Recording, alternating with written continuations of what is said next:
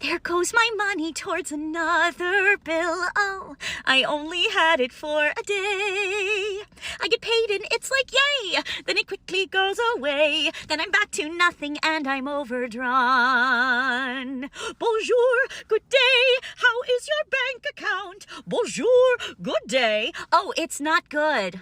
I need 6 eggs. That's too expensive. I didn't even have to change that line. The biggest recession indicator is that when I tell people I'm living with family, they go, "Oh my God, good for you. That is so smart. Good for you."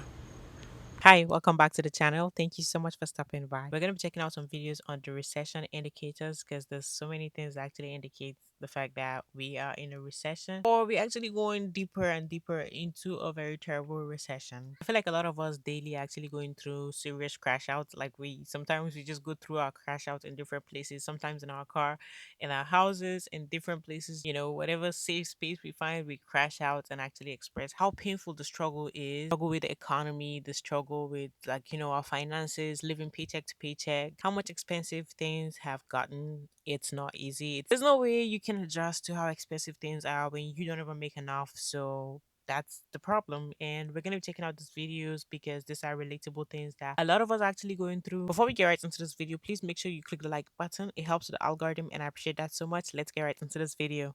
America wants you fat, lazy, stressed, car dependent, and ashy. It's the truth. If you just look at the way everything's set up, it's no commercials about going to get a passport. It's a commercial or advertisement about everything in the world. FanDuel, sports betting, McDonald's, prescriptions, anything you could think of is a freaking commercial for. But when it comes to getting a passport and actually getting out of here and seeing what the rest of the world is like, there's no commercial, there's no billboards. I talked to some people that don't even know where to get their passport. By the way, if you're one of those people, it's the post office. And it's just sad to see that America really wants you run down, car dependent, and really wants you, in a worst scenario possible. I used to be in denial about it, but honestly, seeing the way that we spend our tax money and seeing the way that we spend our tariff money, it's just undeniable now. But let me know what you guys think about the topic. Do America want us run down, or do we run our own selves down? Guys, society's in rough shape when people start reverting back to committing crimes from 1995, from the 90s, because I just saw a man snatch a purse this morning. A purse? It's giving Hey Arnold. It's giving After School Special. Dare I say George W. Bush Sr., the administration. I don't even think I was alive. Like, what are we doing? He's swinging a tote bag with his hood up, running around the train station. I was like, it's giving I did not have sexual relationship with that woman. I've only ever seen something like that happen literally on like an episode of like Boy Meets World, where they're trying to teach the boys a lesson and not to hang out with bad people. Like, I'm gagged right now. See, you're never gonna catch me, coppers. See, like, what in the old-timey fuck is that? I'm so fucking tired of life. I can't afford to live here anymore. I can't afford to live here anymore. I just spent 6 hours of my life serving tables, running around to make $50. To make $50. And I already know the comments are going to be like, well, get a better job. I'm trying. I moved here 3 weeks ago. I've sent out over 100 resumes. I've had one interview. I didn't get the job. I knew I blew it. I did not get the job. I'm trying. The only reason why I got a server job is to make some money while I'm trying to get my big girl job again, so I can get checks that actually matter, so I can make money I can actually live off of. But nobody calls. Nobody's calling for these jobs. Indeed is, we're hiring, or where? Okay, because I sent my resume and I can't afford anything. Okay, I live with my son and his roommates right now, and I'm very thankful for that, but I need my own place and I can't afford it. I can't afford anything. I cannot afford to live here anymore. And I can't take my own life. So like, what am I supposed to do? Here's the dark truth about being poor. Poverty charges interest. Can't afford to get that cavity looked at? Next day you're paying for a root canal. Can't afford a good lawyer? You may end up in prison, trapped in a system you can't fight. Can't afford to get that lung checked out. Next day, you're paying for stage 3 cancer. Can't afford to pay your bills on time. You end up with bad credit, paying triple the interest every time you borrow. You see, growing up in ends, the hood, the ghetto, or whatever you want to call it, you see this commonly where less fortunate people pay more for things because they are less fortunate. And even if they somehow manage to make it out, make a bit of money, they hold on to those traumas and pass it along generations. The truth is, wealth buys you time, options, and safety. And then poverty steals all three, and then charges you interest for the rest of your life. I went to Goodwill today. I'm going to repeat that. I went to Goodwill today. And there was a couch in there for $2,000. $2,000. There was a couch in Goodwill for $2,000. We've lost the plot. Talk about a recession indicator in history repeating itself. We're hiring at one of my jobs right now, and like it's not a chain restaurant, it's like in Chicago, so there's always a lot of people who want to get hired there. So we usually have like a stack of resumes that we try to go through from top to bottom, right?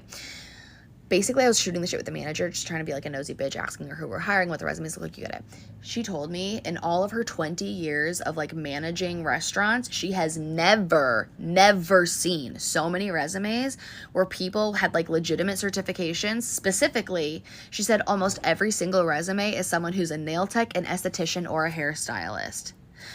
She said even in 2008, when this happened the last time, because in 2008, a lot of people had to leave their industry or pick up second and third jobs in order to still be able to work in the industry that they have a certification for. She said even back then, there were not this many resumes where people had legitimate certifications. And it's literally all because no one can afford to get their hair done anymore. No one can afford to get their nails done anymore. We can't afford facials. And it's just like, I was in high school when 2008 was, going around. So I legitimately remember exactly what that was like and how it affected the beauty industry. And it's just so sad that it's happening again.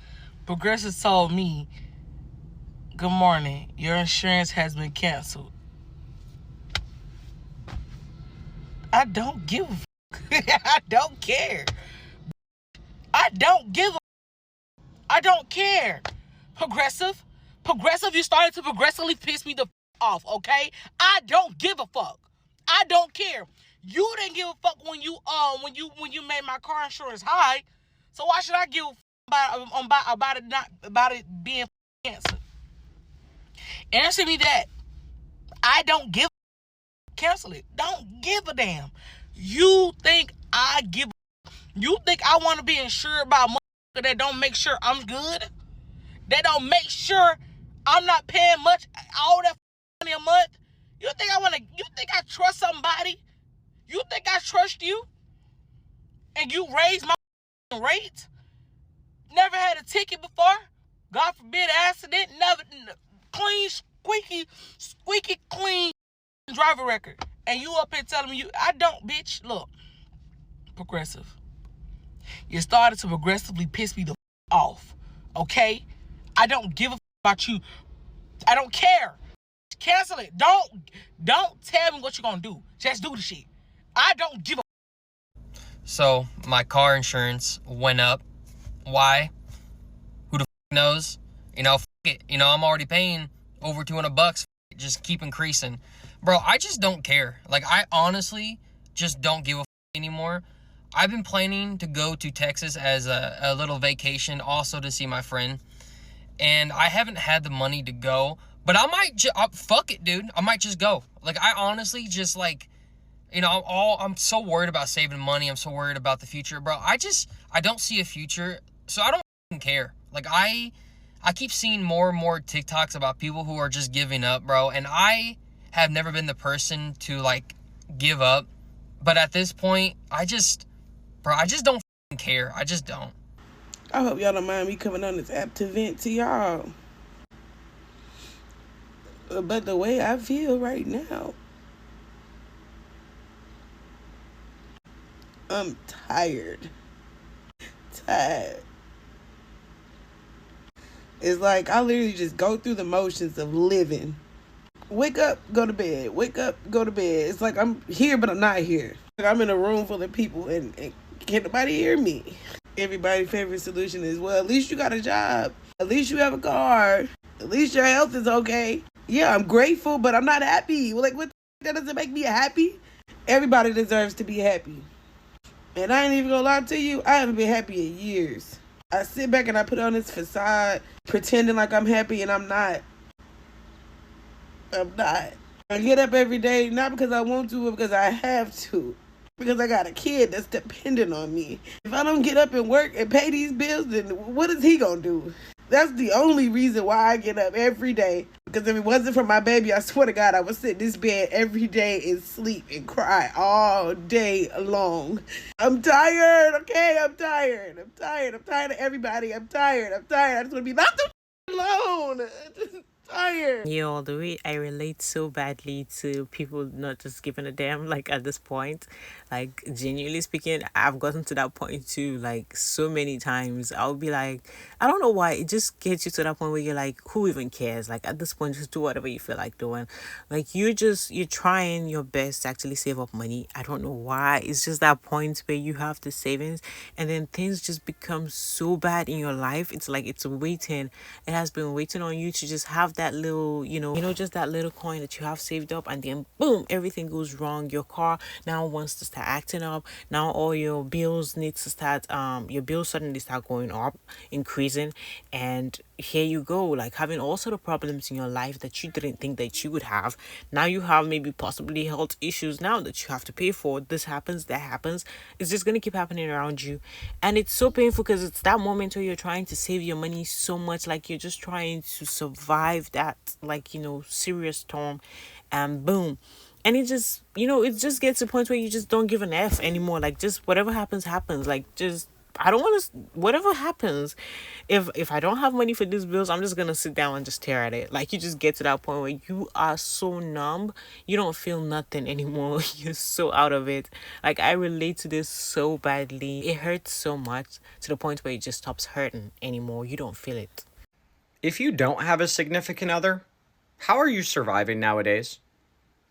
I quite literally have spent well over a decade teaching people how to properly budget their money, how to make any budget work no matter what. If you make over $500 a week, you can make it work. With the current state of the economy, I work in finance. I work with CEOs, executives, and business owners, not to mention their thousands of employees. I educate them on finance. And what I'm telling you factually is that it has never been harder in the United States to be a single person on one income and keep your head above water. It is the time right now where Americans should start living like other countries, where you shouldn't have moved out of your parents' house. You should find a platonic relationship where you could just spend every day together. You can pool all of your finances, all of your resources, only pay one set of bills. That's probably your only chance. Forced marriages, forced relationships might be another solution, regardless of how messy that might be. But I just want to say, I feel bad. I feel empathy. And if you are struggling on one income, it is the time now where you need to lessen your expenses, increase your income, both, or have a roommate. That's the society we're living in right now. But prices are going to go down on day one, right? Okay. I don't think people talk about how working and still not having money feels enough. Like, I am working and I'm working and working, and I never have any monies. y'all know what time that is. I should never. Why did I start? On a serious note, I had a shift that I worked on the 14th of August. I didn't get paid for that job until the 26th of August. Literally dang near 2 weeks later, because of like pay period and then like whatever processing time as well. This is for a temp job, by the way, because I do temp services through InstaWork. I was doing this when I wasn't employed, and actually kind of still am, because I need to rack this money up because the funds, where the funds at? But yeah, like I remember like working for a week straight and my bank account's still looking at zero because I'm waiting on the money. So even though I'm working, I guess still got to tell these people like, hey, so no, I actually like need more and more time because I have to wait till this pay period and that pay period and that pay period. Like nothing wants to be freaking direct like to you next day anymore. Nothing wants to be week to week anymore. Everything's bi-weekly.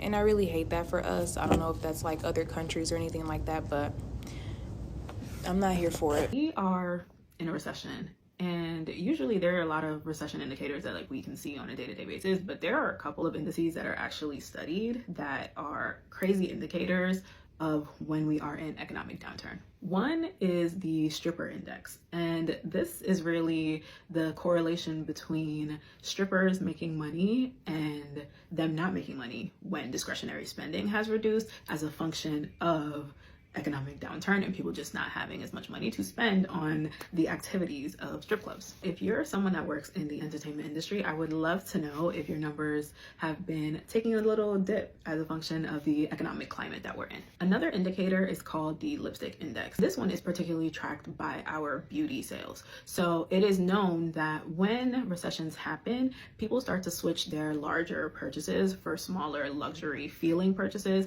such as lipstick, beauty products, skincare, etc. We saw this particularly during COVID when beauty really took off. That's where everybody was spending their money. It was skincare, it was all the things because you couldn't go outside to spend your money on anything else. Also, buying a $10, $20, $30 skincare activity makes you feel a little better when you're not able to really splurge on the larger purchases that you'd like to spend on over time. Let me know what other recession indicators you've been seeing.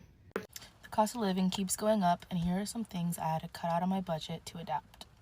So to start off, I stopped getting my lashes done. I used to get lash extensions once a month, and it was about $120 each month. Now I just do my natural lashes. I have a serum that I use, which is like $30, and it lasts me for about 4 months. So that's why my lashes are a little bit longer than what they used to be. When I was getting my extensions done, they used to be really short. My real lashes used to be really short, and they were like non-existent.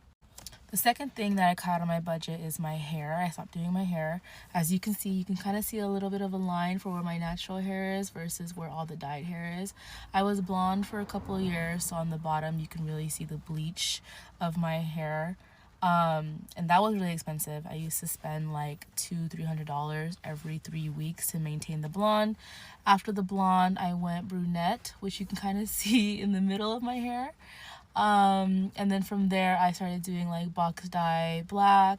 I was redhead for a little bit. I did box dye cherry hair color, and now I just let my hair be. I eventually need to get a chop. My hair is very dead and just a million colors, but that's something that I had to cut out of my budget. Another thing I cut out of my budget was my nails. I stopped getting my nails done. Right now, I'm letting them grow out, my natural nail. But I do my nails at home. I have like the kits and all that stuff. I typically do nail extensions. I do gel X at home, but right now I'm trying to let them grow out. And I didn't do any designs this time around because I was lazy. The last thing that I cut off was buying new makeup. I'm the type of person that gets influenced very easily, so whenever there's a new product being advertised, I was always the first person in line to buy it. Now I don't really buy new makeup like that anymore unless I'm out of a product, or I use more like drugstore makeup rather than like the designer makeup at Sephora or Ulta or anything like that. I just typically go to Target and get maybe e.l.f. But honestly, nowadays e.l.f. is getting a little bit more expensive too, or like drugstore makeup is getting a little bit more expensive too. But whatever, I use mainly drugstore makeup now, and I always use it up until the last drop, and then I buy a new product. For a while now, there has been an increased number of people who have actually started doing DIY a lot. Like they just basically do not ask for or pay for any services, and like many people are actually cutting out a lot of stuff in their life. It makes like things due to how bad it is and how expensive things have become, and people having so little amount of money, it makes people actually cut off a lot of stuff in their life, things that they used to do. I mean, I've cut a lot of stuff out of my life, and still like there's no changes really. Like it actually, the main problem is the fact that a lot of us are actually not earning enough money. It's still little money that you're earning, so cutting off so many stuff, at the end of the day you're still gonna be in that position where you're struggling, a lot of services that people used to actually need, businesses that were solely dependent on like people's disposable income. And that was when people had so many disposable income to let go of and be like, oh, let me just go and do this, get my hair done, get my nails done, go and do this, like call someone to come and paint and, do some new designs in my home or something like that. You want to do all those things. You have money to dispose, you can just go out and eat out, do all those type of things. But when you're in the position where you don't have much money, like people are actually struggling really, really badly, that to the extent where sometimes you be asking how people are actually making it out here, like how people are surviving. Small businesses are struggling, they're closing down. Some restaurants, a lot of them are actually empty. Today, I just realized that we're really in a recession, and this is a recession indicator video. So if you don't want to hear about how shitty the world is about to be or is becoming, stroll up. So I'm in my car, I'm minding my business. I'm about to go into my apartment, and I see this G-Wagon pull up, and I'm like, okay. And I see this older man in some khaki pants, a polo shirt, and some Dockers. Like, I'm like, okay, he got money. But I see him with a McDonald's bag. So I'm like, okay. And I see my neighbor come downstairs because because Uber Eats can't go upstairs. Like, you don't have a key fob, you can't go upstairs. That's the new policy in the building. So I see my neighbor come downstairs, take the McDonald's Uber bag, and say, thank you. But in my head, I'm not thinking it's Uber. I'm just like, what the fuck is going on? So I'm about to go upstairs. She's like, hey, girl. I'm like, all right, you got your McDonald's? She's like, yeah, I had to get my Uber Eats.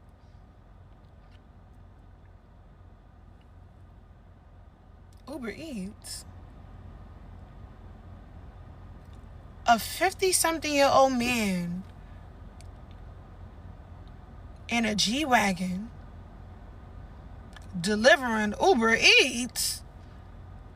Some gotta give. There's no way. Like, we are in a recession. Like, this man is probably trying to keep his bills afloat. He picking up gigs. When you see men that look like, what is that teacher from Boy Meets World? Mr. Feeney? When a man look like Mr. Feeney coming out of a G-Wagon, you thinking like he got money, but he actually is a gig worker. Yeah, when you start seeing white people picking up gig jobs like crazy, yeah, shit is about to hit the fan. And what y'all think? So y'all, I took my nails off. And this is how I know it's a recession, or we're in a recession, or we're going into one, whatever you want to call it. I'm not even broke. I still have a full-time job. Matter of fact, I just got a raise. My husband's doing well financially. Money's coming in. But it's not as fast as that mother is going out, if you hear what I'm saying, okay?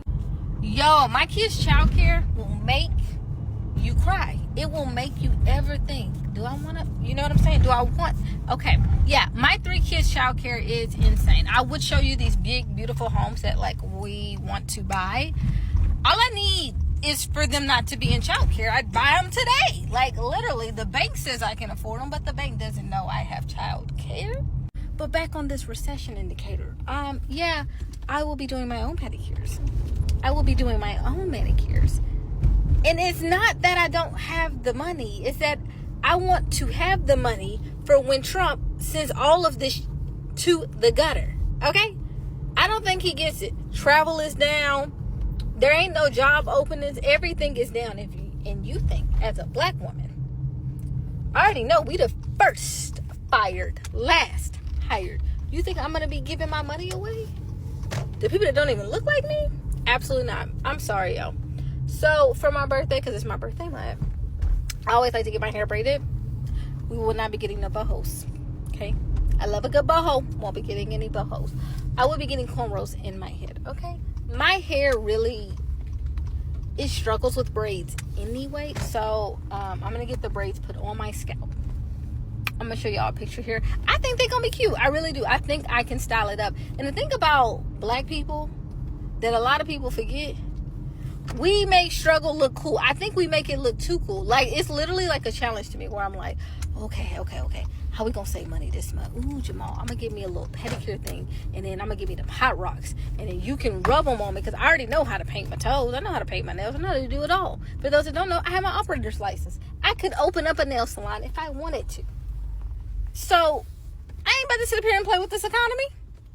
Y'all better catch on. Everyone keeps saying like, oh no, we're not going into a recession. Oh no, everything's going to be fine. But when you actually look at the data and you look at the numbers, you can see a completely different story. And honestly, it's like a little bit terrifying. Okay, so I want to break that down for you today. The first thing, and most people don't know this, to keep up with population growth, the US needs to add about 105 to 150,000 jobs every single month. That's just to stay level, okay? That's not to grow. For a while, in like the last few months, it looked like everything was on track. All of the numbers that the government were reporting were saying, hey, yeah, everything's great. But they just went back and did something called a downward revision. What's that? It's basically when they admit that their earlier numbers were wrong and go back and be like, oh, actually, we're just going to change this. We're going to make it the right way now. And this time they erased over 258,000 jobs from just May and June. So when you average it out, you didn't gain 100,000 jobs per month. You gained 35,000. That's not enough to support the economy. That's actually what things typically look like right before a recession. And then they'll say something like, well, unemployment is still low, but the number they're reporting, 4.2%, that is wildly misleading. Why? Because it only accounts for people who are actively looking for work. So if somebody was looking and then ended up giving up, they are not included in that number. And that's exactly what's happening. There's something called the labor force participation rate, and that is actually dropping. Essentially, that's how many people are looking for work. So unemployment looks low, but only because people have stopped actually trying to get a job. They've given up. People who are looking, the stats are showing that's getting a lot harder. Right now, 1.8 million people have been unemployed for 6 months or more. That's the worst it's been since before the pandemic. The average job search time now is 10 weeks. Even qualified people with experience are having a hard time finding work. That doesn't happen in a healthy economy. And it's not just low income earners who are feeling it. There are people who are making over $150,000 a year